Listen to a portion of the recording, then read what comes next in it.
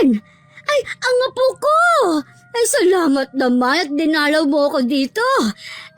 Lalo ka yatang gumaganda. Si Lola talaga ng bola pa. Ay, namiss ko po kayo ng sobra. Namiss din kita, Iha. Bakit ngayon ka lang dumalaw? Pasensya na po kayo kung ngayon ko lang kayo dinalaw ulit. Busy lang po ako sa trabaho eh. Ang Itay nga po pala. Maagang umalis. Maghahanap daw siya ng trabaho. Huwag niyo na pong pagtakpan ng Itay. Hindi naman yun marunong magbanat ng buto eh. Kaya nga iniwan siya ng inay. Malay mo, sa mga susunod na araw magbago na ang tatay mo. Hindi ako nawawala ng pag-asa. Dapat ganun ka din. Matagal na po ako nawala ng pananampalataya na magbabago pa ang Itay. Habang lumilipas kasi ang panahon, palala naman siya ng palala. Hindi naman ako nagkukulang sa pangaral sa kanya Masyado lang kasing naimpluwensyahan ng Itay mo ng mga barkada niya. Lola, hindi na po teenager ang Itay para ikatuwiran niyo yan. Talaga pong yun na ang ugali niya. Ganun pa man, kailangan mo pa rin siyang irespeto bilang ama mo. Alam ko naman po yun, La. Nire-respeto ko pa rin naman siya kahit hindi siya nagpakaama sa akin. Pagpasensyahan mo na lamang ang Itay mo kung marami man siyang pagkukulang sa'yo. Tanggap ko naman po na gano'n na ang Itay. Bumawi naman po ako sa pagkakaroon ng mabait na ina at lola na katulad niyo ni Lolo Guido. Kumusta naman ang inay mo? Okay naman po siya sa bago niyang pamilya. Nang malaman nga po niya na pupunta ako dito nagpadala po siya ng maliit na halaga para sa inyo. Panggastos niyo raw po. Nagbilin pa siya na wag na daw po kayong maglako ng biko kapag sobrang init at kapag umuulan. Hindi pa rin ako nakakalimutan pala ng nanay mo. Oo naman po. Gusto nga po niya sana kayong dalawin dito. Kaso ayaw daw po niya makita ang Itay. Naiintindihan ko naman siya sa dahilan niya. Puro ba naman pasakit ang ginawa ng tatay mo nung nagsasama pa sila? Pakisabi sa kanya, kapag nagkita ulit kayo, namimiss ko na kamo siya at salamat sa ibinigay niya sa akin. Malaking tulong to sa akin.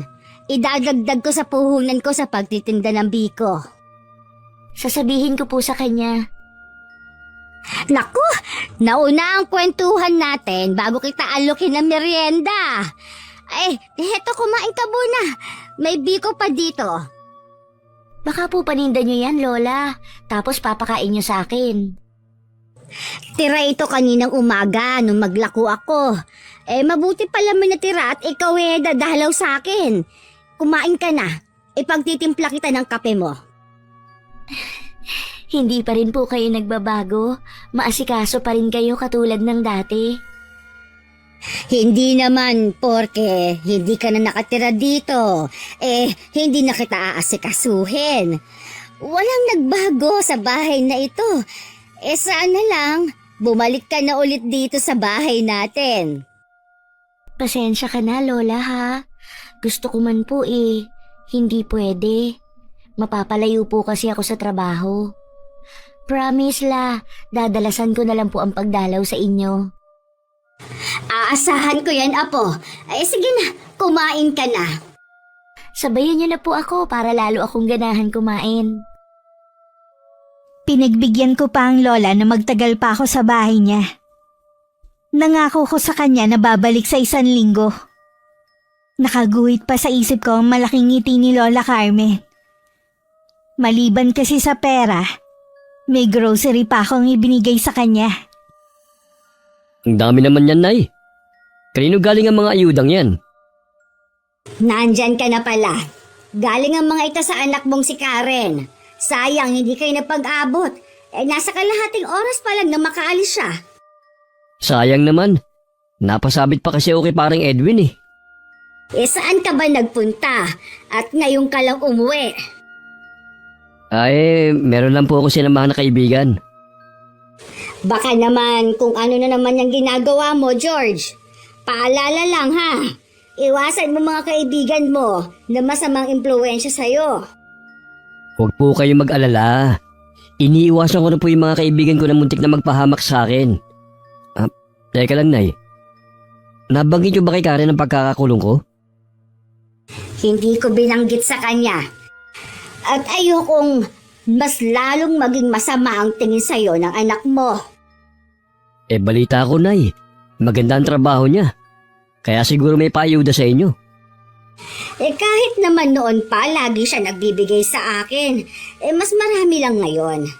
Di mo kasi nakikita noon dahil lagi kang wala dito sa bahay. Sigurado, maliban sa grocery, meron din pera.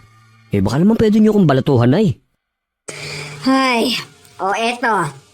Huwag mong ibili ng alak, ha? Thank you, Nay. Huwag po kayong mag-alala. Sa mabuti ko to gagamitin. Siguraduhin mo lang. Dahil sa susunod, hindi ka na talaga makakahingi sa akin. Talaga, Nay? Matitiis niyo ako? Alam mong hindi, pero ang hiling ko, magbago ka na sana. Ano po ba ang gusto niyong gawin ko? Maghanap ka ng trabaho. Hindi yung daig mo pang binata kung umasta. Ang alam lang, uminom at tumambay. Parang binata na naman talaga ako Kasi iniwan ako ng asawa at anak ko. Kaya ka iniwan ng asawa mo. Dahil mula nang magsama kayo, puro na lang sakit ng ulong ibinibigay mo sa kanya. Matagal na rin naman po kaming hiwalay ni Heidi. Kaya wag na natin pag-usapan ng nakaraan. Sige, wag na nating pag-usapan ng sa inyo ni Heidi. Pero gusto kong pag-usapan kung kailan ka ba magtatrabaho. Mahirap po magharap ng trabaho Lalo't may edad na ako. Kung gusto mo talagang magtrabaho, maraming paraan. Sadya lang talagang tamad ka.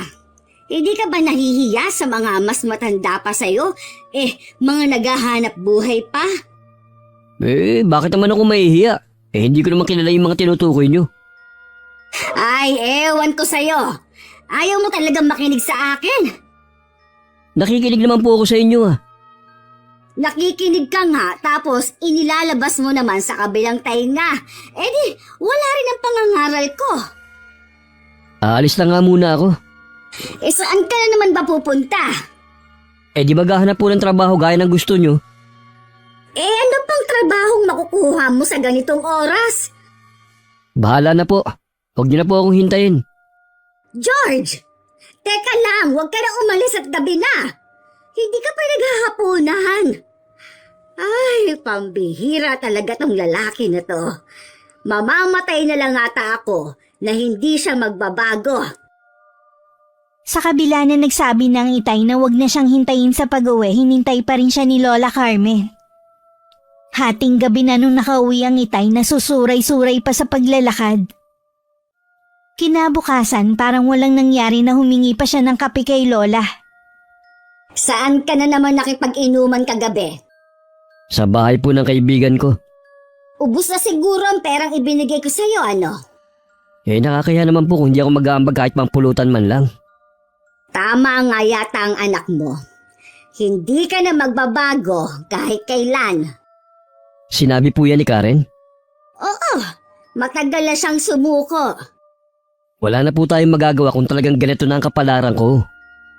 Tayo ang gumagawa ng sarili nating kapalaran. Kung gusto mo talagang mabago ang takbo ng buhay mo, ikaw mismo ang gagawa ng paraan.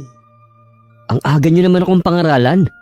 Lalo tuloy sumasakit ang ulo ko Hindi ako magsasawa sa pangangaral sa'yo hanggat hindi ka nagtitino.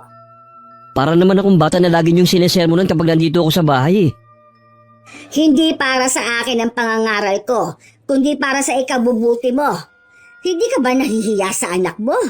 Nakatapos na lang ng pag-aaral yung bata, wala ka man lang naging ambag. Kahit papano nakatapos siya at may magandang trabaho. Dahil iginapang ng asawa mo ang pag-aaral ni Karen. Bakit ba kailangan yung balik-balikan ng nakaraan, Nay?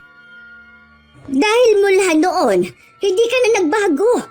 Hindi ko na alam ang gagawin ko para lang mapagbago ka pa. Kahit ang mga kapatid mo galit na rin sa'yo dahil sa ugali mo. Wala po akong pakialam sa kanila. Kaya dapat hindi na rin nila pinapakilaman ang buhay ko. Nagmamalasakit lang naman sila sa'yo.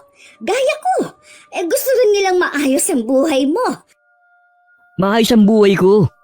Kayo lang naman tong problemado lagi sa akin eh. Alalahanin mo, hindi habang panahon nandito ako para lagi kang tulungan. Hindi naman nakaimik ang Itay sa huling sinabi ni Lola Carmen. Sa kabila ng pangangaral ni Lola sa kanya, patuloy pa rin siya sa mga ginagawa niya. Hindi rin nakalain ni Lola na mag-uwi ng dalaga si Itay at ipapakilala bilang nobya niya. Saan mo nakilalang babaeng yan? May po ang pangalan niya, Nay. Ang tanong ko ang sagutin mo. Baka mamaya hinahanap na yang si May ng mga magulang niya. Huwag po kayo mag-alala. Ulila na po siya sa mga magulang. Nakikita na lang po siya sa tiyahin. Saan nga ba kayo nagkakilala ni May? Bakit hindi mo masabi-sabi? Waitress po siya sa isang beer house sa kabilang barangay. Nakilala ko po siya nung minsan kami pumunta sa tropa dun. Nakilala ko po siya nung minsan pumunta kami ng tropa dun. Ano? Doon kayo nagkakilala? Ikaw ba, George? Alam mo pa ang pinapasok mo? Oo naman, Nay. Iuwi ko ba rito si May kung hindi ko alam ang ginagawa ko? Tsaka mahal po namin ang isa't isa. Kaya nagpasya na po kami magsama na. Sigurado ka ba na mahal ka niya? Ang layo ng agwat ng edad ninyo. Paano na kayo mag-ama? Wala naman po sa edad ang pag-ibig eh. Basta nagmamahalan kami ni May. Kasing edad lang siguro siya ni Karen. Tsak mo bang walang maghahabol na nobyo? Mas bata po siya kay Karen. 20 anyos lang po si May. Tsaka po, Nay, hindi ko po siya iuwi dito sa atin kung alam ko may sabit siya. Ano na lang ang sasabihin ng mga kapitbahay natin? Paano kapag dumalaw dito si Karen? Nako, wag niyo pong pansinin ang sasabihin ng mga kapitbahay natin. Hindi naman sila nagpapakain sa atin eh. Paano nga kapag dumalaw ang anak mo at makita niya si May? Di sabihin niyo na may bago na akong kinakasama ngayon. At saka wala siyang karapatan na tutulan ng kaligayahan ko. Nanay nga niya may bago na rin pamilya. Mas nauna pa nga sa akin mag-asawa. Iba naman ang kay Heidi. Tsaka kahit kailan, hindi niya kinalimutan ang responsibilidad niya sa anak ninyo. Pareho lang po yun. Buhay ko po to. Ayoko na merong mangingialam sa amin ni May. Kahit ba ako ayaw mong mangialam sa inyo? Samantalang dito kayo sa bahay ko nakatira. Hindi naman po sa ganun. Pero Nay, sana maunawaan niyo na masaya ako kay May. Suportahan niyo lang po ako. Bahala ka na nga. Sana naman, huwag ninyo nang iasa sa akin ang mga gastusin ninyo. Halos magkandakuba na ako sa paglalako ng biko para sa ating dalawa. Hindi ko na kaya kung magdadagdag ka pa ng isa pa na bubuhayin ko. Huwag po kayo mag-alala, Nay. Sa Lunes po magsisimula na ako magtrabaho. Talaga? Saan ka naman magtatrabaho? Sa ginagawa pong bahay, malapit lang dito sa atin. Sa construction ka papasok. Di ba, ayaw mo ang ganoong trabaho? Pagtsatsagaan ko na lang po kaysa wala akong trabaho. Tsaka na lang ako maghahanap ng iba.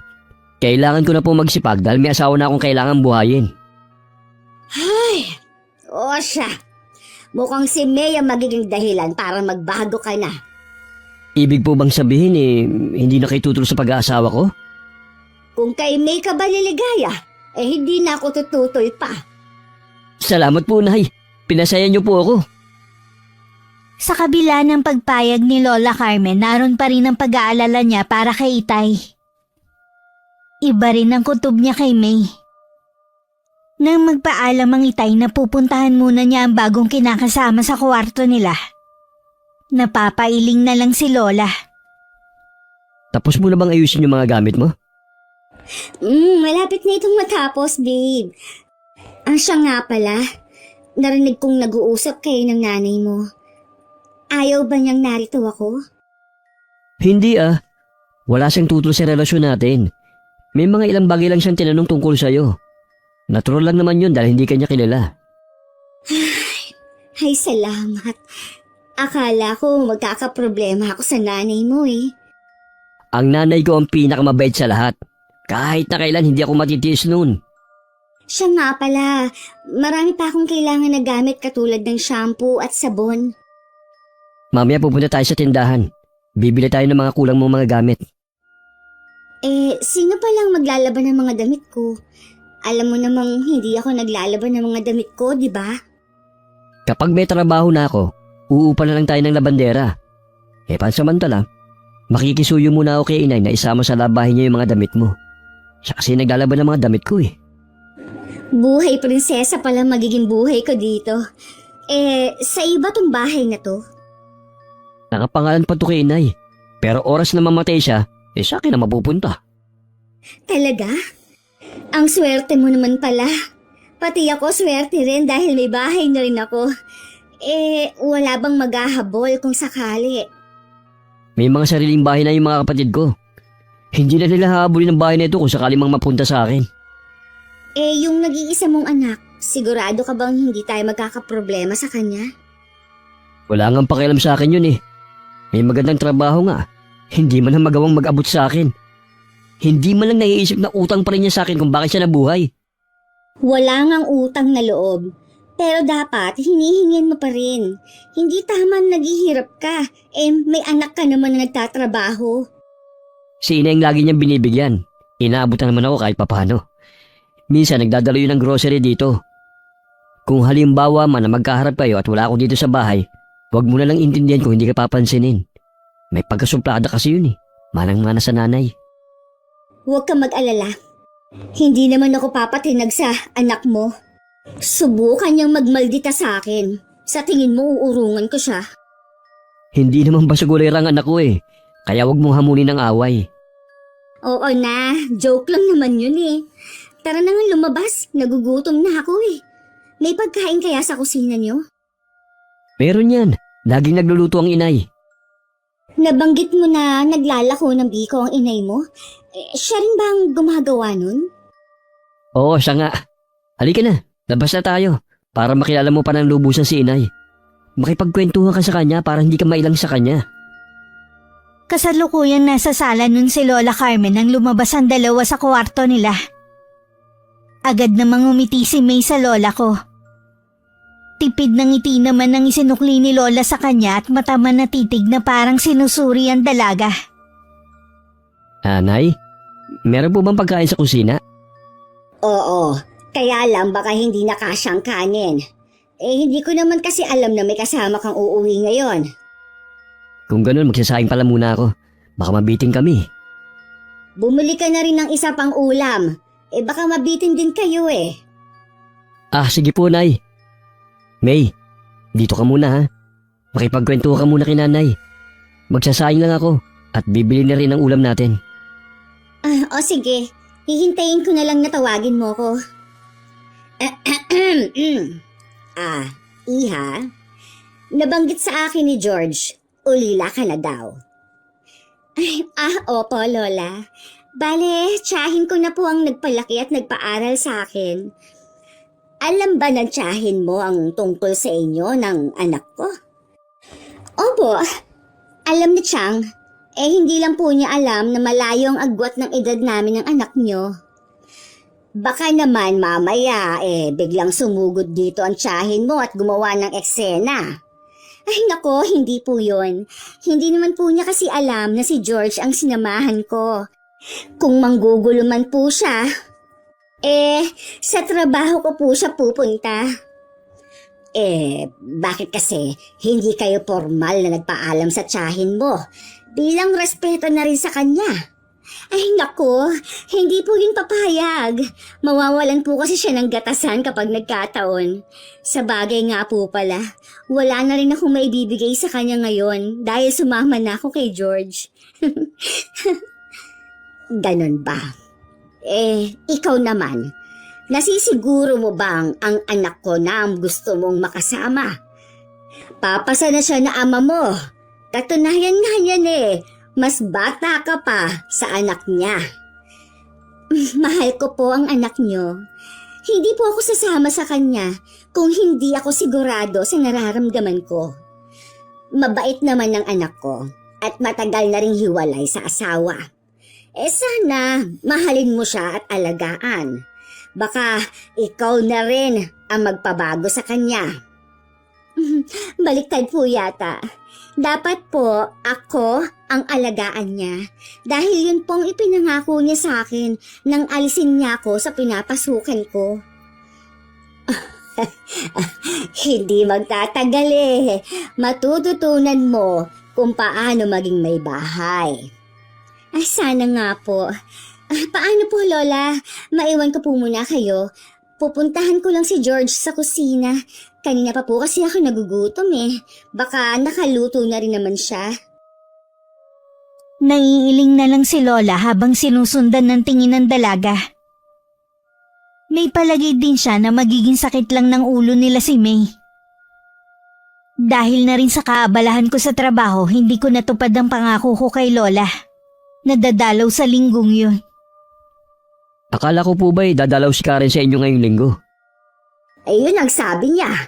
Baka abala lang sa trabaho kaya hindi nakapunta. Gusto ko rin kasing ipakilala sa kanya si May. Malay natin magkasundo pala silang dalawa. Sana nga.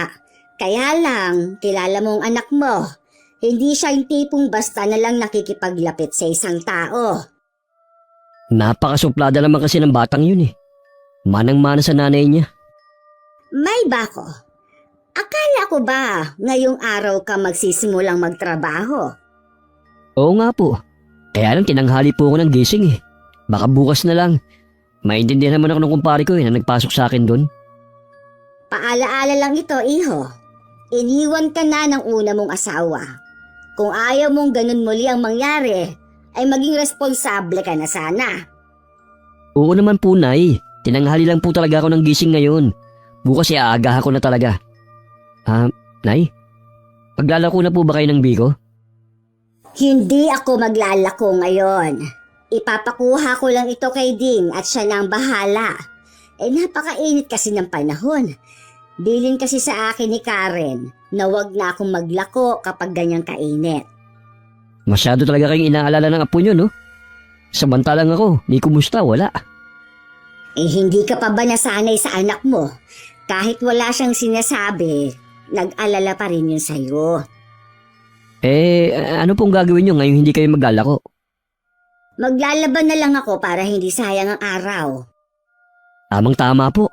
Ipapasabay ko na rin po yung mga damit namin ni May. Hindi po kasi sanay maglaba yung asawa ko eh. Sige, ilabas mo ng mga damit niya. Mabuti na lang at gumagana pa ang luma nating washing machine. Dahil kung mano-mano ko gagawin, hindi ko kakayanin. Ilalabas ko na lang po mamaya. Nay, ano po palang almusal natin? Nagprito ako ng tuyo at talong. Kumain na lang kayo dyan. Nako, hindi ko makain ng tuyo si May eh. Baka may pera kayo dyan, Nay. Itong 50. Ibili mo ng ulam na gusto niya. Kulang po to, Nay. Dagdagan nyo naman. Wala na akong pera dito. Mamaya pa kapag nakaubos ng paninda. Ay, nako, sige na nga.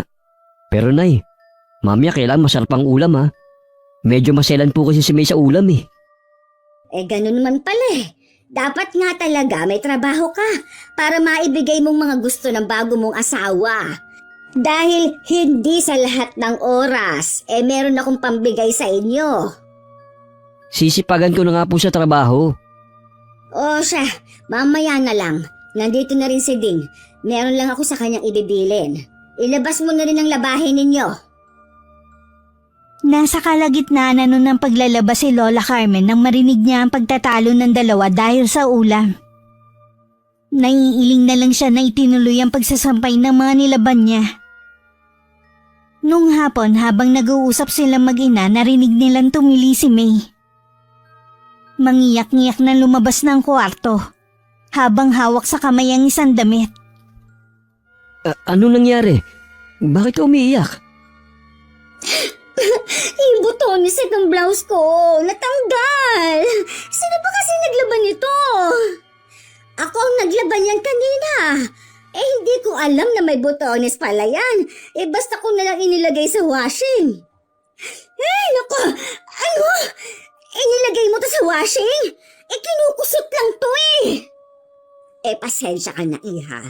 Hindi ko naman sinasadya. Hanapin ko na lang yung botones. Nandun lang yun sa labahin.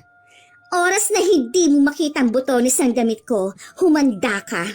Hindi ako papayag na hindi mo ito bayaran. Huminahon ka nga. Damit lang naman yan eh. Hindi naman sinasadya ng inay na mawala yun. Anong damit lang to? Para sabihin ko sa'yo. Ilang buwan ko rin pinag-ipunan ang ipinambili ko sa damit na to. Tapos, sisirain lang ng nanay mo? Hindi nga sinasadya ni inay. Pagpasensyahan mo na lang. Pwede sana mapigilan kung kinusot na lang sana niya. Imbis na magpasalamat ka dahil nilaban ng inay ang mga damit mo, galit ka pa. Huwag naman ganun. Ay ewan! Magsama nga kayo mag-ina! May, teka lang naman, nag-uusap tayo eh. Hayaan mo na lang siya. Palipasin mo muna ang init ng ulo niya bago mo kausapin. Pasensya na po, Nay ah. Mabait naman po si May eh. Baka may sumpong lang. Bago pa lang kayong nagsasama, pinakita na niya agad ang tunay niya ugali. Ngayon pa lang, iho, mag-isip-isip ka na. Nabigla lang po si May. Hindi na po maulit ang nangyari. Nabubulagan ka lang sa kanya, iho, dahil bata at maganda siya. Tandaan mo, mas mahalaga pa rin ang ugali kesa sa panlabas na anyo. Alam ko naman po yun. Pero mahal ko po si May. Ngayon lang po ako naging masaya ng ganito. Lahat gagawin ko para hindi niya ako iwan. Kaya mo naman palang gawin ang lahat para sa isang babae. Bakit hinayaan mong mawala si Heidi doon? Alam niyo naman po ng mga bata pa kami nung nagsama kami nun. Isang malaking pagkakamali lang po ang pagsasama namin. Mukhang nahulog na nga talagang loob mo kay May. Sana nga, nabigla lang siya kanina. Ayoko lang na masaktan ka sa huli. Hindi ko po kukonsintihan ang ginawa niya. Pagsasabihan ko po siya. Sana din po hindi kayo magalit sa kanya. At huwag magbagong pakikitungo niyo sa kanya. Hinanap naman ni Lola Carmen ang 2 butones na nawawala. Agad naman niya yung binalik kay May. Napilitan namang humingi ng paumanin sa kanya ang dalaga. Kinabukasan, pumunta ako kay na Lola. Kitang-kita sa mukha niya ang saya. Pasensya na po kayo, Lola, kung ngayon lang ako nakadalaw ulit. Tambak po talaga ang trabaho ko ngayon eh. Naiintindihan ko naman. Hindi ko lang maiwasan na magtampo dahil nangako ka na dadalasan ng pagbisita sa akin. Gusto ko na po to pa rin yun. Sadya lang po na hindi umayon ng panahon. May problema po ba kayo? May nangyari po ba dito sa bahay? Wala naman. May kaunting pagbabago lang na naganap dito sa bahay. Ano po bang klaseng pagbabago ang nangyari? Una na sa lahat, may trabaho ng ama mo. Aba, magandang balita po yan. Ano pa po yung iba? Ang itay mo kasi ay nag-asawa na ulit. Ho? Sino namang babae ang nagkamaling patulan ng itay? Isang waitress, yung babae. At 20 anyos lang. Nandyan siya sa kanilang kwarto. Ano po, Lola? 20 lang yung babaeng inuwi ni tatay? Mabuti pinatulan siya. Hindi naman ako tutol sa pag-aasawa niya pero hindi ko maiwasan na mag-alala. Iniisip niyo po ba na may ibang motibo ang babaeng yon? Kung pera ang kailangan niya, wala naman nun ang itay. Gusto ko pong makilala ang bagong asawa ni itay. Mamaya mo pa siya makikilala. Tanghali na kasi siyang gumising.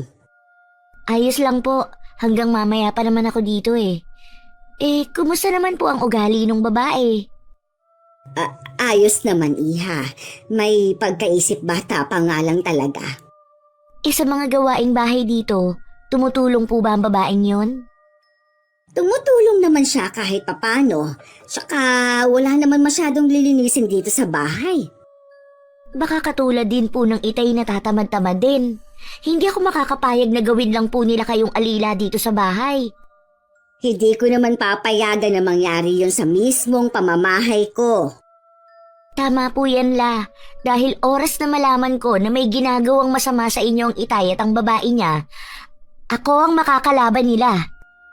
Huwag mo nang problemahin ang dalawang yon. Ang mabuti pa'y kwentuhan mo na lang ako ng mga ganap mo sa buhay. Pakiramdam ko may tinatago sa akin si Lola. Iba talaga ang kutob ko. Pero hindi na rin ako nag-usisa pa sa bagong kinakasama ng Itay. Nang lumabas si Lola Carmen para bumili ng mga sangkap para sa lulutuin niyang ulam, naiwan naman ako sa bahay. Sakto naman nagising na si May. Lola Carmen? Anong almusal ko? Lola! Ay, nasa nga naman kaya matandang yun? Hindi yata naririnig ang tawag ko. Bingi talaga. Wala si Lola, lumabas sandali. Sino ka? Anong ginagawa mo dyan sa kusina? Paano ka nakapasok? Magnanakaw ka, no? Sa itsura kong ito, mukha ba ako magnanakaw sa'yo? Sino ka nga kasi? At nasa na matandang yun? Apo ako ni Lola Carmen at tatay ko ang kinakasama mo. Ikaw si Karen? Ay naku, pasensya ka na ha. Hindi ko naman alam na darating ka ngayon. Para ka naman kasing kabuti, basta nalang sumusulpot. Ganitong oras ka ba lagi gumigising? Wala naman akong gagawin kaya ayos lang na tanghali na ako magising. Ano kaya ang nilutong ulam ni Lola? Pritong itlog lang ang nakatakip sa lamesa. Itlog na naman. Ay talaga tong si Lola Carmen, puro nalang itlog ang niluluto sa almusal. Balak yata akong purgahin eh. Ay magpapabili na nga lang ako ng pandesal para maiba naman. Pasalamat ka nga meron ko nakakain sa umaga. Yung ibang tao walang pagkain pero hindi sila nagrereklamo. Huwag mo naman akong ikumpara sa kanila. Iba naman ang sitwasyon ko eh. Kung ayaw mo ng ulam sa mesa, bumili ka na lang ng sarili mong pagkain. Kaya nga hinihintay ko si Lola Carmen. Magpapabili ako ng pandesal sa bakery. Bakit kailangan pa si Lola ang utusan mo? Wala ka bang mga paa? Wala rin kasi akong pambili eh. Ibang klase ka rin, no? Wala ka nang pera, lola ko pa ang uutusan mo. Heto ang pera, ikaw ang bumili ng pandesal mo. O sige, ako na ang bibili. Siya nga pala, ayoko na inuutusan mo si Lola Carmen. Ayusin mo rin ang pananalita mo sa kanya. Ikaw ang bata dito, dapat ikaw ang kumikilos. Wala naman akong sinasabi na masama ah. Hindi ako bingi. Sige na, bumili ka na ng pandesal mo. Baka maubusan ka pa. Unang paghaharap pa lang namin ni May, mabigat na ang loob ko sa kanya. Hindi ko rin nagustuhan na para bang ginagawa niyang utusan si Lola Carmen. Ilang sandali pa dumating na rin si Lola. Dala ang pinamili niya. Ako na po ang bahala dito sa lulutuin niyo ngayong tanghali. Maupo na lang po kayo dyan. Nakasalubong ko pala si May. Inutusan mo daw siya na bumili ng pandesal? Opo, gusto daw niya kasi ng pandesal ang almusal. Aba, hihintayin pa kayo para utusan? Sabi ko, siya ang bumili.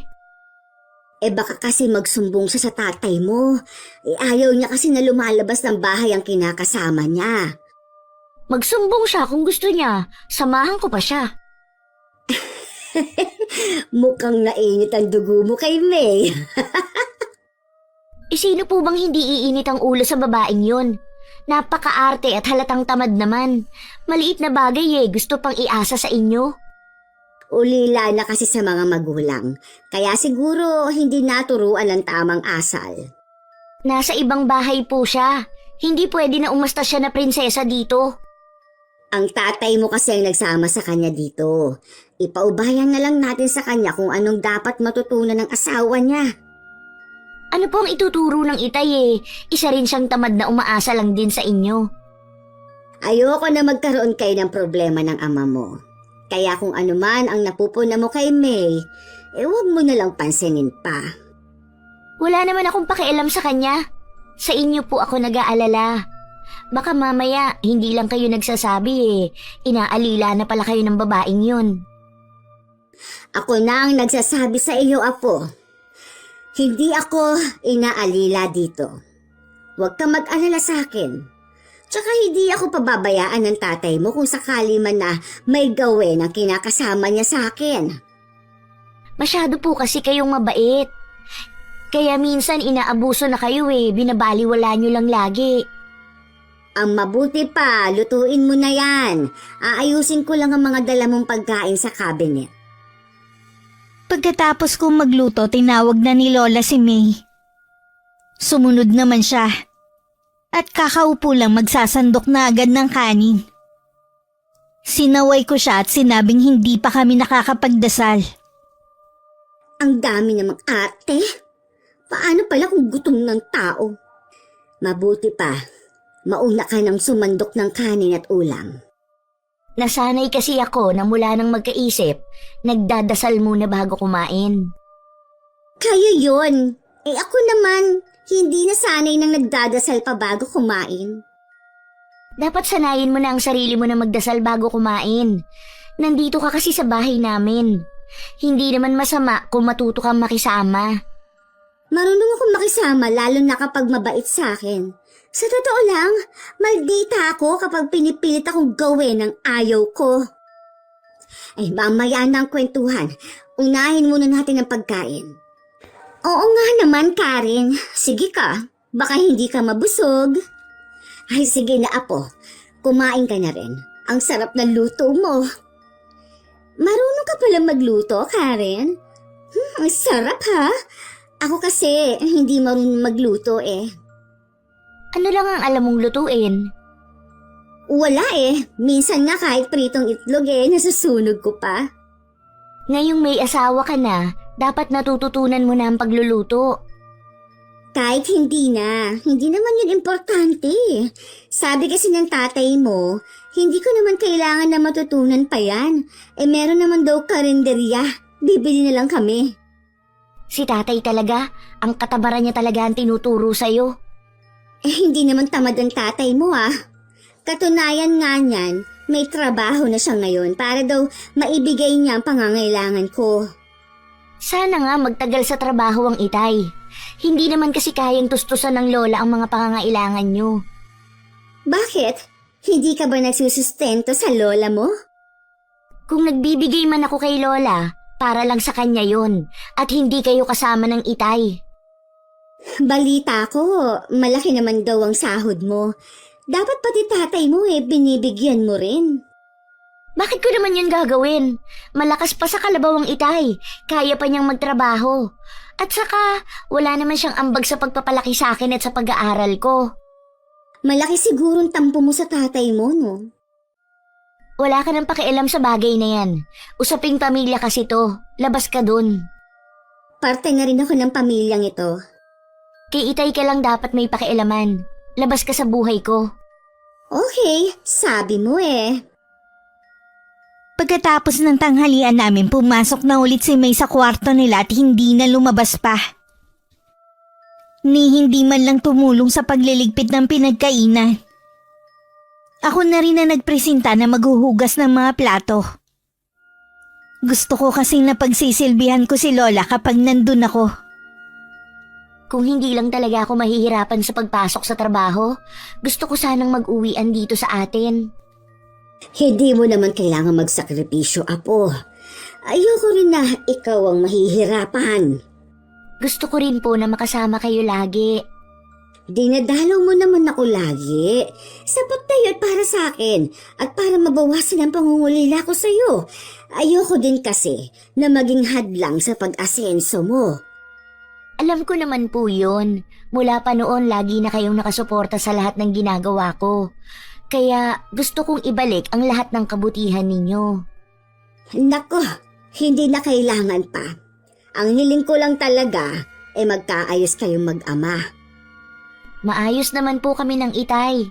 Hindi naman kami nag-aaway Kaya lang malamig ang pakitungo mo sa kanya. Siya naman naiilang sa'yo para kayong hindi mag-ama.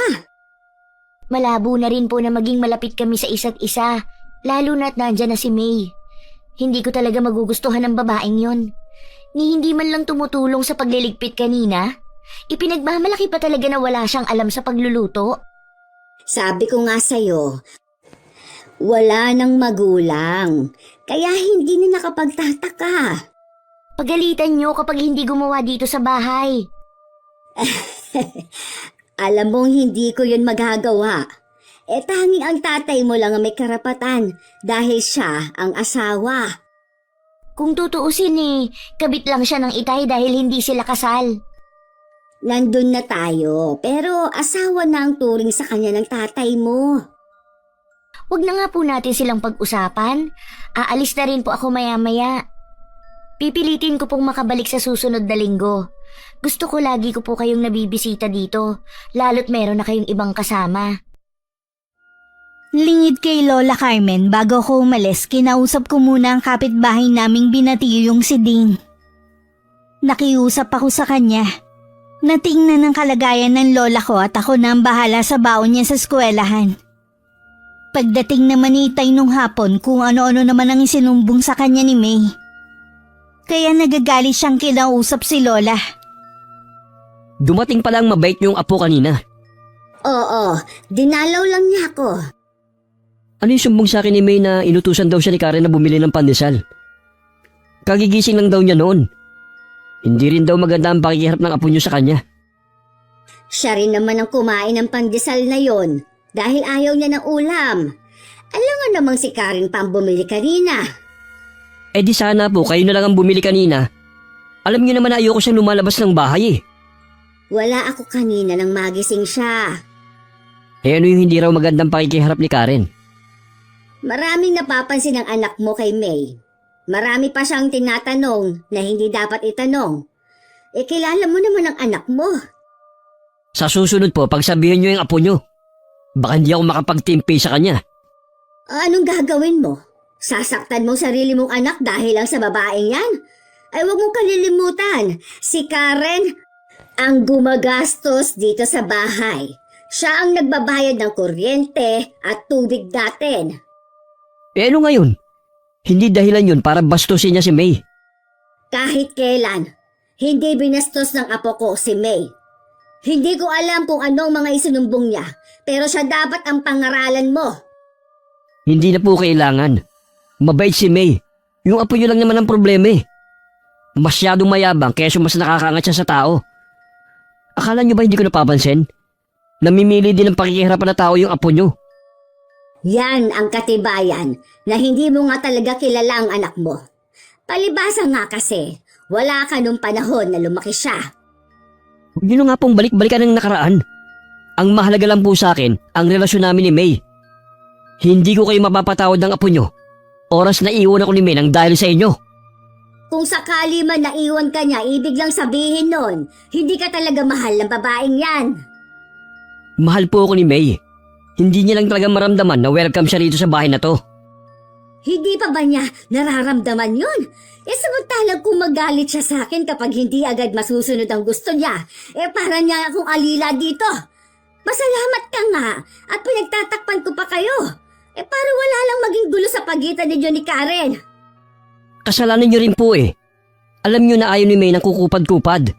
Nasanay siya na lahat ng gusto niya, nakukuha niya ng isang pitik lang.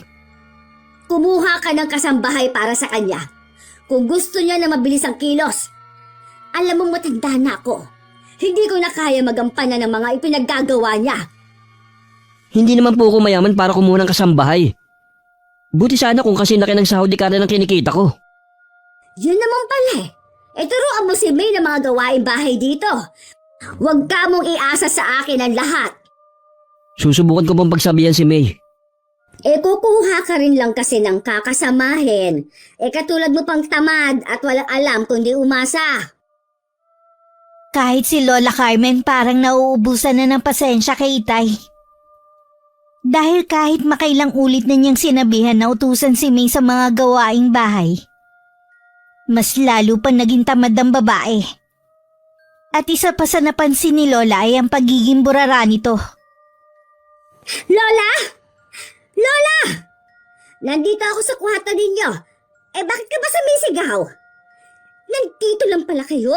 Kanina ko pa kayo hinahanap Nililinis ko itong kwarto ninyo at pinamamahayan na kayo ng ipis dahil sa dami ng kalat. Baka sa susunod may makita na akong daga dito. Inutos ko na po yan kay George, ang paglilinis ng kwarto namin. Hanggang ngayon hindi pa rin niya ginagawa.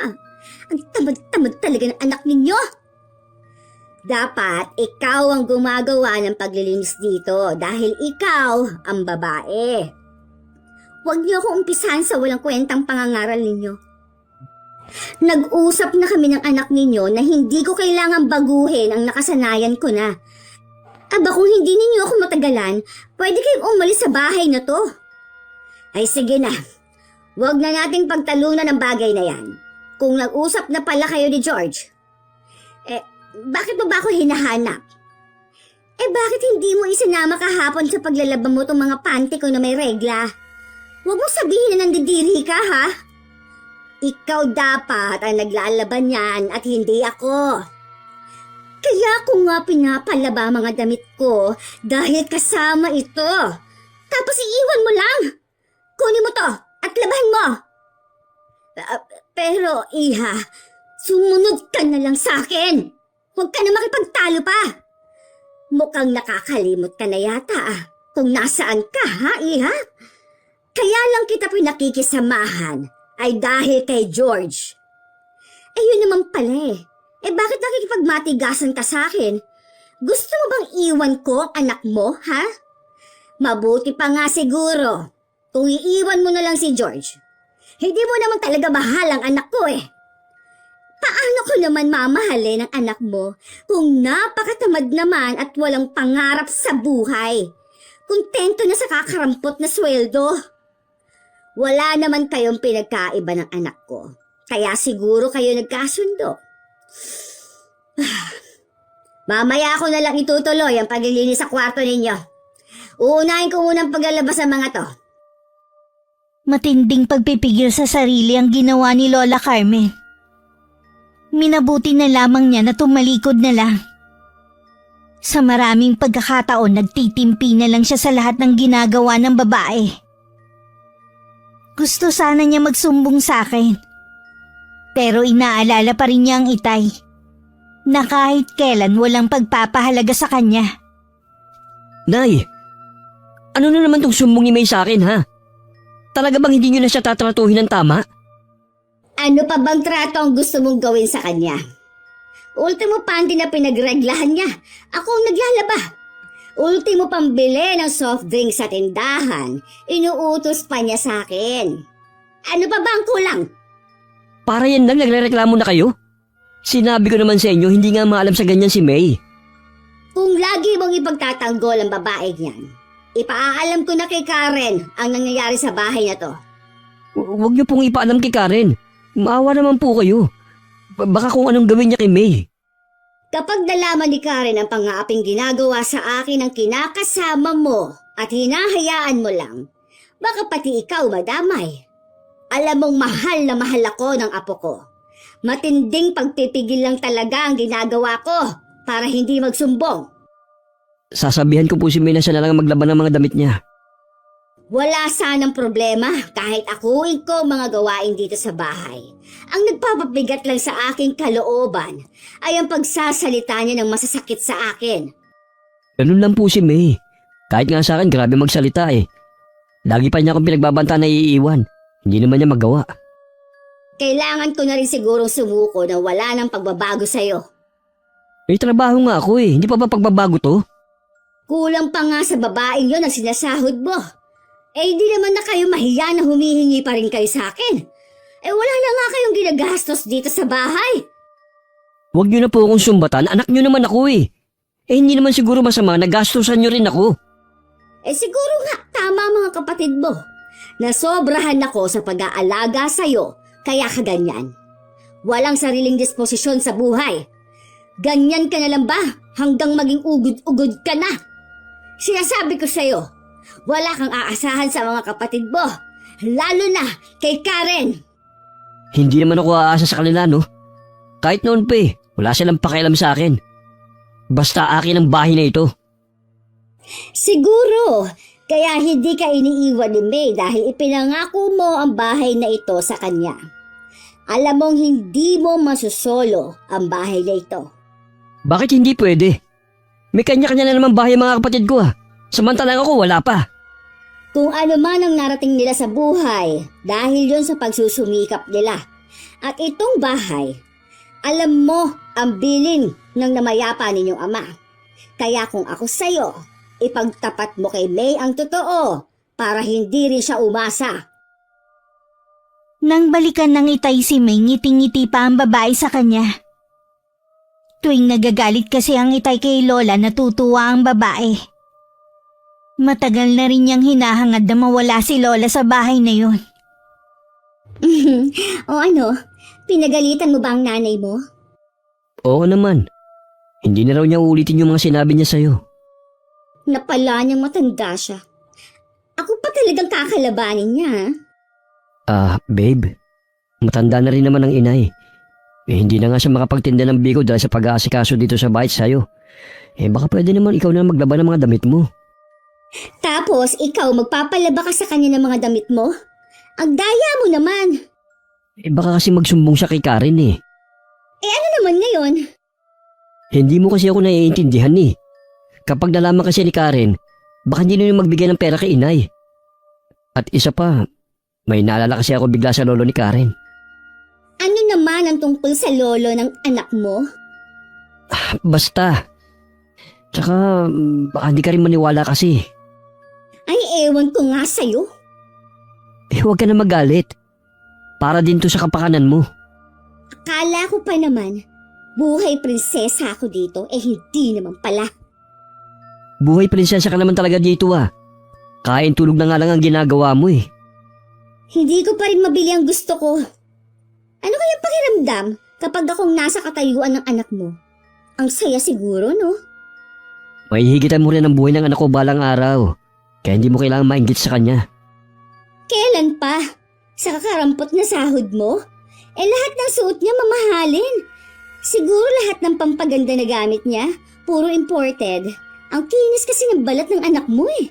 Parang hindi kayo mag-ama kung pagtatabihin. Wala ngang utang na loob sa akin eh. Kung hindi pa siya nagbibigay kay inay, hindi pa ako naaambulan ng kita niya. May karma din yung anak mo sa pagpapabaya sa'yo. Kahit ano pang naging pagkukulang mo, dapat itanim pa rin niya sa isip na ikaw pa rin ang tatay niya. Hindi maganda ang natatanggap kong balita kay Ding. Hindi na raw makagawa ng biko si Lola. Dahil sa dami ng tambak na gawain sa bahay.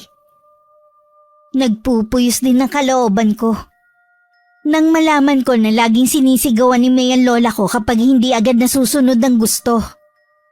Nang araw na yun pinuntahan ko si Lola. Isang tagpo ang hindi ko inaasahan na madadatnan ko. Lola! Bakit mo kinakaladkad ang lola ko? Ay, Karen na po! Wala akong ginagawa sa kanya. Mali ka na iniisip mo. Hindi ako bulag at lalong hindi ako tanga. Ano bang iniisip mo? May ginagawa ako sa lola mo? Ikaw na babae ka. Noon pa kinukutuban na ako sa'yo na meron kang hindi magandang gagawin. Huwag kang lalapit. Kung hindi, sisigaw ako. Duwag ka naman pala eh. Lola ko lang ang kaya mo. Diyan na nga kayo. Bumalik ka dito! Duwag! Hindi pa tayo tapos magtuos! Hayaan mo na siya, Apo. Okay lang po ba kayo? Ihahatid ko na kayo sa kwarto nyo. Salamat, Apo, at dumating ka. Ano po ba ang nangyari? Pinipilit niya kasi ako maglaba.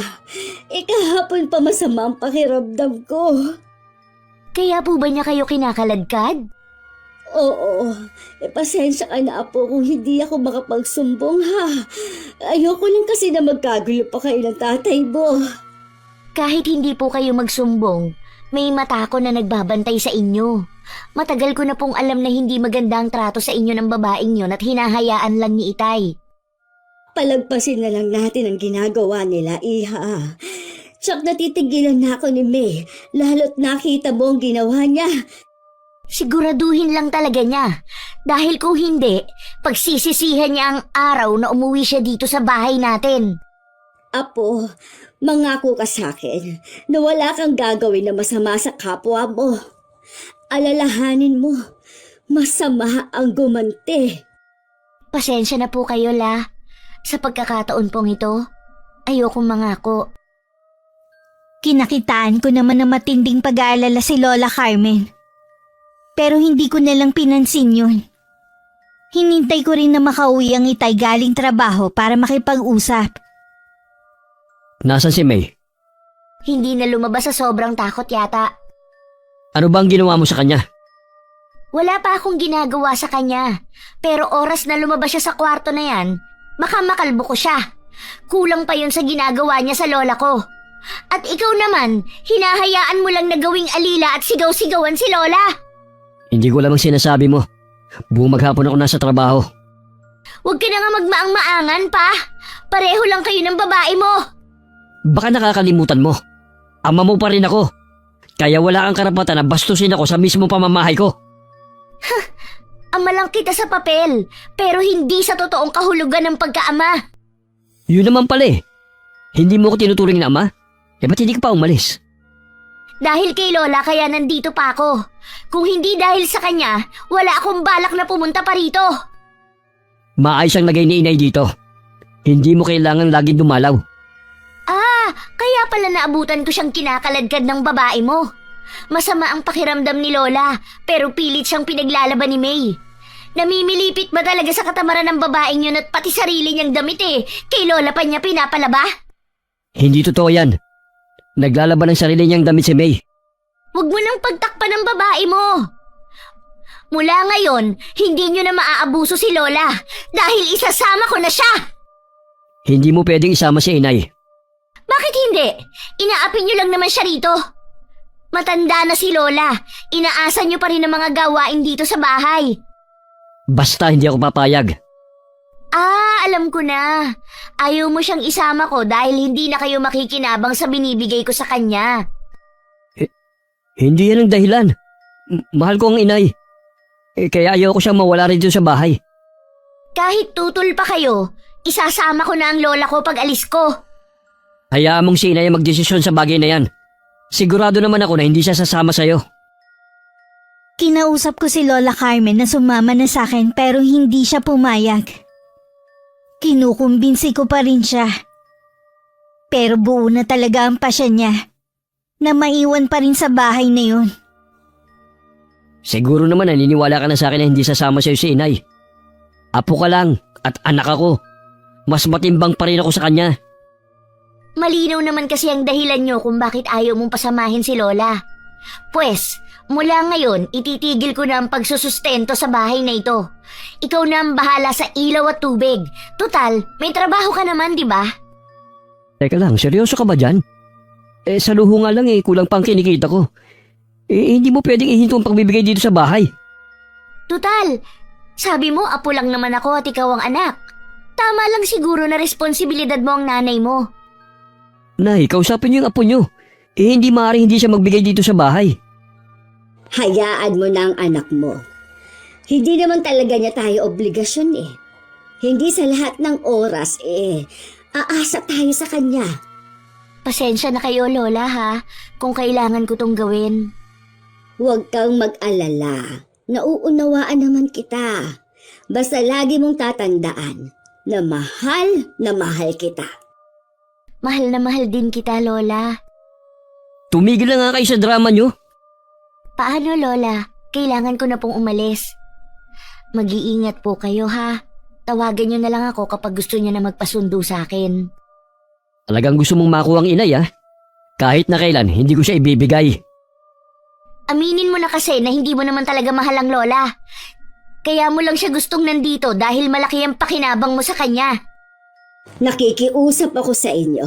Huwag na kayong mag-away. Mag-ama pa rin kayo kahit ano ang mangyari. Sige po, Lola. Aalis na ako. Sige, umalis ka! Huwag ka na magpapakita rito, ha? Kapal ng mukha mo. Akala mo kung sino ka na?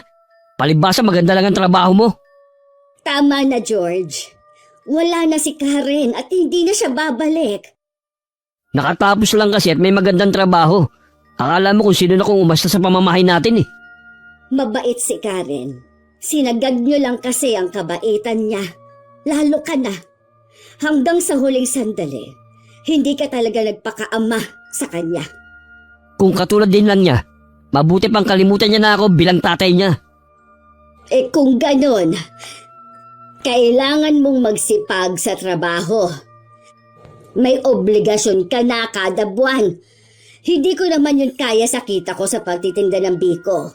Eh minsan nga nauubos pa ang puhunan ko dahil sa inyo ni May. Susubukan ko pong maghanap ng trabaho na may mas malaking sahod. Mabigat din sa kalooban ko ang ginawa kong desisyon. Pero naisip ko kasi na yun lang ang paraan para mapilitang sumama sa akin si Lola. Lingid sa akin dahil sa ginawa ko madalas magulo sa bahay. At si Lola na pagbabalingan ng galit ni May. Ano na naman bang nangyayari dito, ha? Pagsabihan mo yung nanay mo. Wala daw pagkain. Eh tinatamad lang yata siya magluto, no? Hindi ako nakapagluto dahil wala na akong ipambibili pa. Ngayon lang tayo nawala ng almusal, ha? Eh paano ako maniniwala sa'yo? Eh ayaw mo lang talagang magluto. Eh bakit ba hindi mo ipaliwanag sa kanya kung anong nangyayari, George? Meron ba kayong itinatago sa akin, ha? George, sumagot ka! Kailangan natin magtipid. Hindi na kasi magbibigay si Karen ng panggastos dito sa bahay. Ang apo ko kasi ang gumagastos dito sa bahay. Kaya kahit ibigay sa'yo ni George ang buong sahod niya, eh kumakain pa rin tayo at hindi napuputulan ng kuryente at tubig. Kasalanan mo rin kasi. Nakita niya mismo kung paano mo saktan si inay. Eh bakit akong sisisihin mo? Ikaw itong nangako na magbubuhay prinsesa ako sa piling mo. Eh yung pala, kabaliktaran ang ipararanas mo sa akin. Kung maayos mo sanang trinato si inay, hindi mangyayari to. Ano pa bang ginagawa ng matandang yan dito sa bahay kung wala naman pala siyang silbi? Lumayas ka na dito, tanda. Magiging pabigat ka lang dito eh. Dagdag palamunin ka na sa amin. Bitiwan mo ako! Aray! George! Tulungan mo ako! May! Saan mo dadali si inay? Bitiwan mo siya! Huwag kang mangialam dito, George! At ikaw na matandang walang silbi, ha? Lumayas ka na dito! Doon ka sa apo mo! Hindi ako aalis dito! Bahay ko to! Ikaw ang lumayas dito! Tumahimik ka, tanda! Haya na pinto! Umalis ka na! Wala kang karapatan na pagtulakan akong palabas! Talagang matigas ka, ha? Hindi mo ko kaya at mas bata ako! Sinabi na umalis ka na!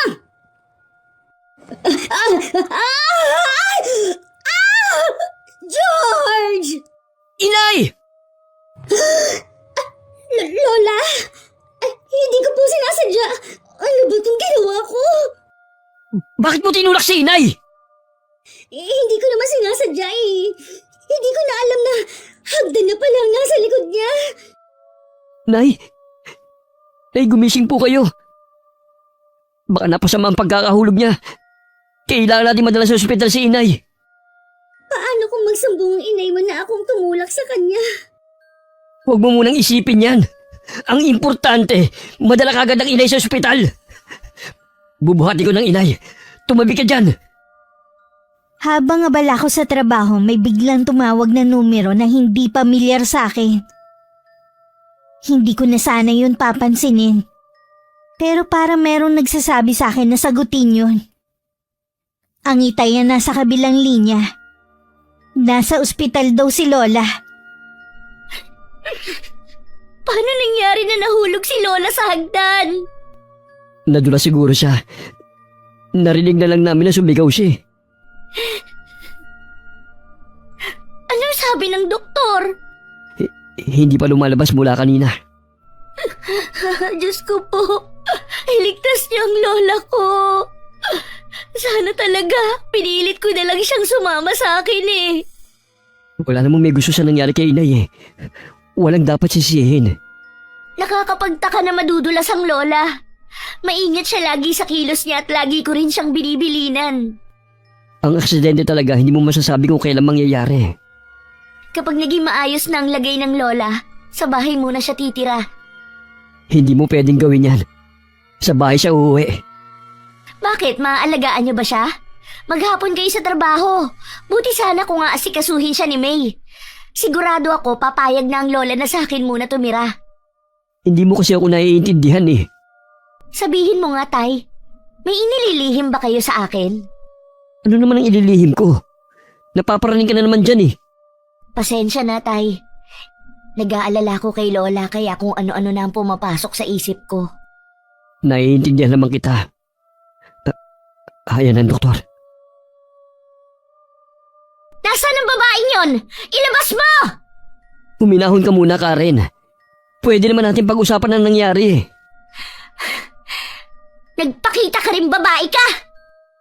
Bakit lumabas ka ng kwarto? Hindi ba sabi ko sa loob ka lang? Ano bang problema mo, ha? Bakit ka nanggugulo dito? Hindi ko alam kung saan ka kumukuha ng tapang ng mukha na tumira pa rito pagkatapos mong itulak ang lola sa hagdan! May pruweba ka ba na akong gumawa sa kanya nun? Huwag ka na magkaila pa! Si Lola mismo ang nagsabi na itinulak mo siya dahil pinapalayas mo siya rito! Alam mo ang galit sa akin ng lola mo, kaya ginagawa niya ako ng kwento. Ganun lang yun. Nakakasuka ang pagiging sinungaling mo! Alam mo, ang taas mo naman ang tingin ko sa'yo dahil may pinag-aralan ka at may magandang trabaho. Tapos, para kang palengkera na susugod dito. Higit pa dyan ang kaya kong gawin para kay Lola. Pwede rin akong maging bangungot mo. Nakikiusap ako sa'yo, Karen. Kung ano man yung pinaplano mo, huwag mo nang ituloy. Nagmamakaawa ako sa'yo. Huli na para sa pagmamakaawa. Magbabayad ng mahal ang babaeng yan. Humingi ka na lang kasi ng kapatawaran sa nagawa mo. At bakit ko naman gagawin yon? Wala akong kasalanan. Sayang, ang bata mo pa naman at maganda. Pasmado nga lang lagi ang bibig mo. Eh ano ngayon? Kesa naman sa'yo na mukhang sosyal nga, tinatago mo naman ang pagiging palengkera mo. Tama na, May. Lalo mo lang pinapalala ang sitwasyon eh. Mabuti pang umalis ka na dito. Huwag ka nang babalik at huwag mo na rin iuuwi dito ang matandang yon. Iyong-iyo na siya. Pasensya ka na iya sa inaasal ni May. Ako na lang humihingi ng kapatawaran sa ginawa niya. Kanina ka pa ha? Bakit ba kinakampihan mong babaeng yan? Kesa sa akin ha? Aalis na ako. Magsaya ka na habang may pagkakataon ka pa. Che! Umalis ka na sabi! Baka gusto mong kalad ka rin din kita palabas dito. Bago ko tumalikod, sinulyapan ko muna sila. Takot ang nababanaag ko kay Itay. At nanlilibak naman kay May. May nakapaskil pang ngiti sa kanyang mga labi. Hindi mo dapat ginalit si Karen kanina. Hindi ko alam kung kaya pa kitang iligtas. Hindi naman ako natatakot na ipakulong niya, no? Maliban sa wala naman siyang katibayan na akong tumulak sa lola niya. Meron naman akong kakilala na pwedeng lapitan. Wala siyang balak na sampahan ka ng kaso. Eh wala naman pala eh. Eh bakit takot na takot ka pa rin? Hindi papayag si Karen na hindi makaganti sa'yo. Narinig mo naman ang sinabi niya kanina. Ano nga ang gagawin niya sa akin? Isang mambabarang ang lolo niya, nabiyanan ko. Sigurado na lalapit si Karen sa kanya. Ano? Bakit ngayon mo lang sinabi? Binalaan na kita dati na maging mabait ka kay inay. Pero hindi ka nakinig. Ipinakita mo pa talaga kay Karen ang pagiging maldita mo. Samahan mo ako kay Karen. Hihingi ako sa kanya ng kapatawaran sa mga nagawa ko. Hindi ko alam kung saan siya nakatira. Tanging si inay lang ang nakakaalam. George! Ayoko mabarang. Nakikiusap ako sa'yo. Tulungan mo ko. Masyado ka kasing mayabang eh. Ayaw mong lunukin ang pride mo. Pwede ka naman magkunwaring nagsisisi ka sa harapan ng anak ko eh. Pero hindi mo ginawa. Eh hindi mo naman kasi kaagad sinabi eh. Kasalanan mong lahat ng to. Bala ko sanang sabihin sa'yo. Kaya lang biglangan dumating si Karen. Hindi ka pa nakinig na huwag kang lalabas ng kwarto. Gumawa ka ng paraan. Ayoko pa mamatay. Maghahanap tayo ng albularyo na pwedeng tumulong sa'yo. Eh saan naman tayo maghahanap? Kahit saan. Magtatanong-tanong tayo sa mga kakilala ko. Sana hindi na lang ako sumama sa'yo. Ikaw ang nagdala ng kamalasan sa akin. Huwag mo na akong sisihin. Kasalanan mo rin ang lahat. Nang mga sandaling yun, kasalukuyan kong kausap si Lolo Guido, ang ama ng inay. At titiyak ka ba sa gusto mong mangyari? Opo, Lolo. Gusto ko ring maghirap ang babaeng yon gaya ni Lola Carmen. Kumusta na pala si Carmen? Nakalabas na ba siya ng ospital? Ilang araw na po siya sa ospital. Kailangan pa po siyang obserbahan ng mga doktor. Kapag po inuwi na siya, habang buhay na po siyang nakahiga dahil sa pagkabali ng gulugod niya. Isang himala na lang daw kung makakapaglakad pa siya. Ay, kawawa naman. Napakabait pa naman ang lola mo. Lagi siyang ibinibida ng nanay mo kung paano siya alagaan nun.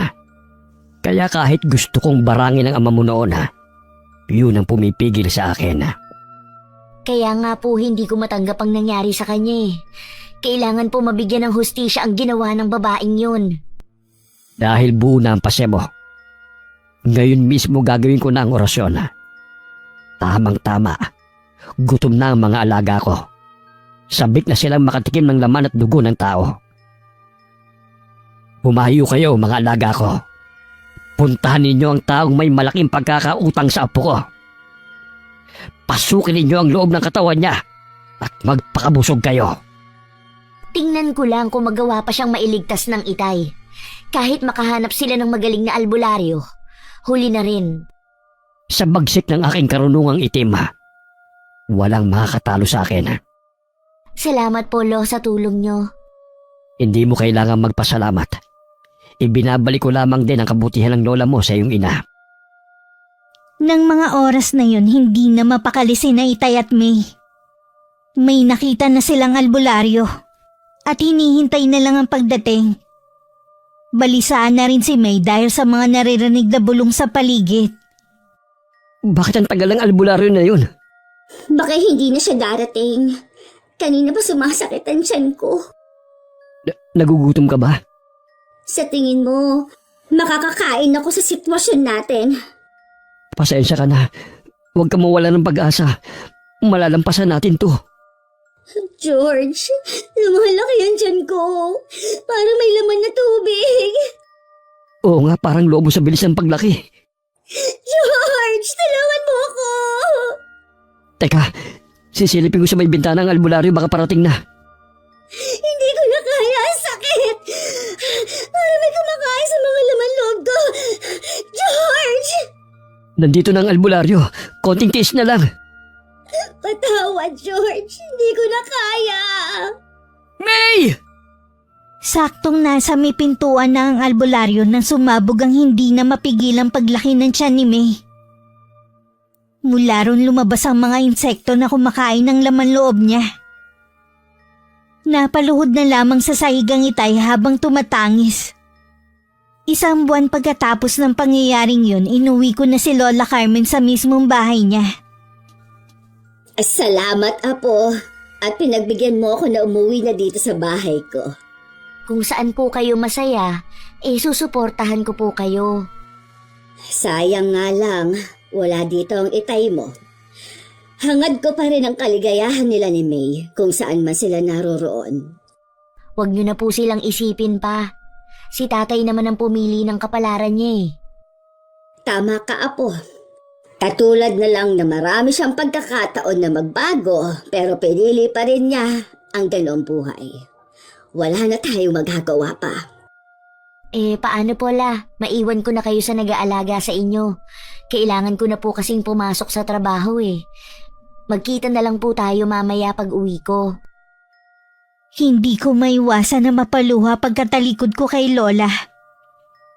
May isang buwan na rin ang nakakalipas nang dalhin sa mental hospital ng Itay. Nawala kasi siya sa sariling katinuan mula nang mawala si May. Pinili ko na rin na hindi muna ipaalam kay Lola kung nasaan ang Itay. Ayokong makasama yun sa kalusugan niya. Magsisiman ako ay huli na. Hindi ko na maibabalik ang nakaraan. Araw-araw na lang akong humihingi ng kapatawaran sa nagawa ko. Handa na rin ako sa kaparusahan na naghihintay sa akin.